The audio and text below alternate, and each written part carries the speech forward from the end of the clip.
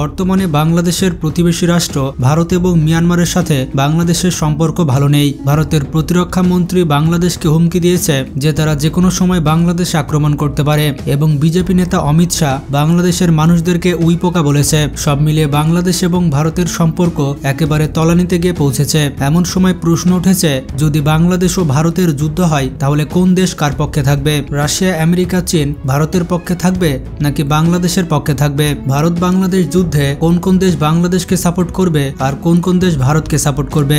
ভারত এবং বাংলাদেশের যুদ্ধ শুরু হলে কিছু দেশ বাংলাদেশকে অবশ্যই সাহায্য করবে, আবার যদি মিয়ানমারের সাথে যুদ্ধ শুরু হয় তাহলে এই দেশগুলোই বাংলাদেশের বিপক্ষে চলে যাবে। তো এটা কিন্তু আমাদের জেনে রাখতে হবে যে বাংলাদেশ ভারত যুদ্ধের সময় কোন দেশ আমাদের পক্ষে থাকবে এবং কোন দেশ ভারতের পক্ষে থাকবে। ভারত এবং বাংলাদেশ যুদ্ধে চীন এবং পাকিস্তান সবার আগে বাংলাদেশকে সাপোর্ট করবে, কারণ চীন এবং পাকিস্তান এই দুটো দেশের সাথে ভারতের চরম শত্রুতা। তাই বাংলাদেশ ভারত যুদ্ধ শুরু হলে সবার আগে চীন এবং পাকিস্তান এগিয়ে আসবে। এমনকি এই দুই দেশ তাদের সীমান্ত দিয়ে ভারতে আক্রমণ করতে পারে। এছাড়াও শ্রীলঙ্কা, নেপাল, মালদ্বীপ সব দেশগুলোই বাংলাদেশকে সমর্থন করবে। তবে বিশ্বের বাঘা বাঘা দেশ যেমন আমেরিকা, ইসরায়েল এবং ইউরোপীয় দেশগুলো ভারতকে সমর্থন করতে পারে। ভারত এমন একটি দেশ যে দেশের আশেপাশে কোনো বন্ধু রাষ্ট্র নেই। তবে ভারত বাংলাদেশ যুদ্ধে এরদোগানের দেশ তুরস্ক বাংলাদেশকে সমর্থন করতেও পারে, আবার তুরস্ক বাংলাদেশকে সমর্থন নাও করতে পারে, কারণ ভারত বিপুল পরিমাণে অস্ত্রশস্ত্র তুরস্ক থেকে ক্রয় করে থাকে।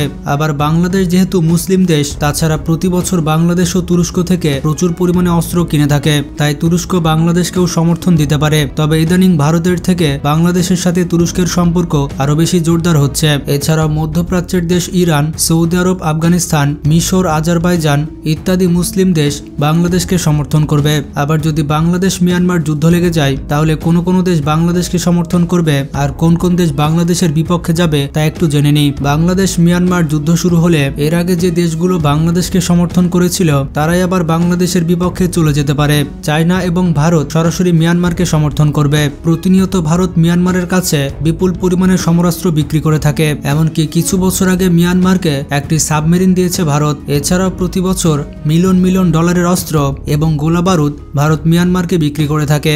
এছাড়াও ভারত বিভিন্ন সময় মিয়ানমারের সাথে যুদ্ধের যৌথ মহড়া করেছে। আর যদি এবার চায়নার কথা বলি, চীনের সাথে মিয়ানমারের সম্পর্ক অনেক প্রাচীন কাল থেকে। চীন পৃথিবীর অন্যতম শক্তিশালী একটি দেশ। চীন এমন একটি দেশ যে দেশটিকে ভারত ভয় পায়, আর চীনের সাথে বাংলাদেশেরও অনেক ভালো সম্পর্ক।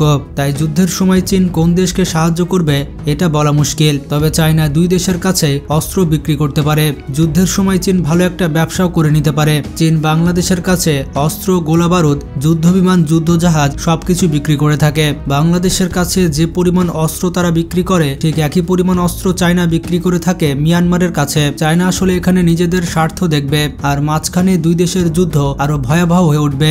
বাংলাদেশ মিয়ানমার যুদ্ধে তুরস্ক সরাসরি বাংলাদেশকে সাহায্য করবে, কারণ মিয়ানমার রোহিঙ্গাদের উপরে অনেক বেশি অত্যাচার চালায়, আর রোহিঙ্গারা হচ্ছে মুসলিম। এছাড়া ব্রিটেনও বাংলাদেশকে সাহায্য করবে। তাছাড়া আমেরিকা, সৌদি আরব, মিশর এই দেশগুলো সরাসরি বাংলাদেশকে যুদ্ধে সাহায্য করবে। এবার যদি রাশিয়ার কথা হয় তাহলে রাশিয়া বাংলাদেশকে সমর্থন করতেও পারে, আবার নাও করতে পারে, কারণ বাংলাদেশ এখন রাশিয়া থেকে আগের মতো অস্ত্র ক্রয় করে না। এখন বাংলাদেশ ইউরোপীয় দেশ এবং তুরস্ক থেকেই বেশি অস্ত্র কিনছে। এখন বাংলাদেশ বেশি অস্ত্র কেনা শুরু করেছে পাকিস্তানের কাছ থেকে। এছাড়া বাংলাদেশ মিয়ানমার যুদ্ধে ইরানও বাংলাদেশকে সাহায্য করবে। তবে যুদ্ধক্ষেত্রে একটি বিষয় খুবই গুরুত্বপূর্ণ এবং সেটি হচ্ছে নিজেদের শক্তি। নিজের দেশের সামরিক শক্তি কখনো বিশ্বাসঘাতকতা করে না, আর শক্তিশালী দেশকে সবাই সমর্থন করবে। তাই বাংলাদেশের নিজের দেশে যুদ্ধবিমান, মিসাইল এবং গোলাবারুদ তৈরি করা দরকার। এরই মাঝে আপনাদের একটি সুখবর দিতে চাই যে বাংলাদেশ পাকিস্তান থেকে প্রচুর পরিমাণে গোলাবারুদ এবং অস্ত্রশস্ত্র আমদানি করছে।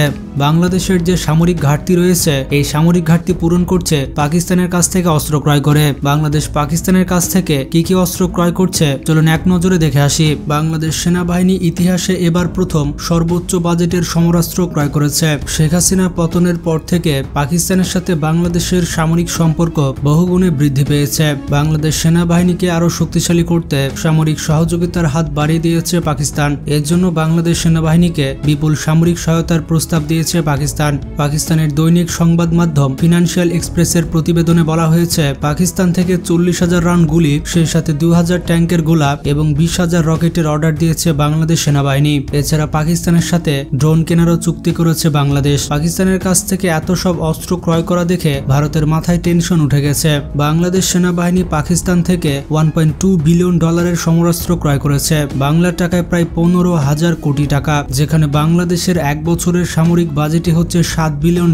হঠাৎ পাকিস্তান থেকে এত বিপুল পরিমাণে অস্ত্র ক্রয় করা দেখে আতঙ্ক ছড়িয়ে পড়েছে ভারতের মনে। বর্তমানে বাংলাদেশের কৌশলগত মিত্র দেশ হচ্ছে পাকিস্তান। বিশেষ করে প্রতিবেশী ভারতকে চাপে রাখতে পাকিস্তানের সাথে বাংলাদেশের সম্পর্ক রাখা অতীব গুরুত্বপূর্ণ। অতীতেও পাকিস্তানি সেনাবাহিনীর সাথে বাংলাদেশের অনেক ঘনিষ্ঠ ছিল।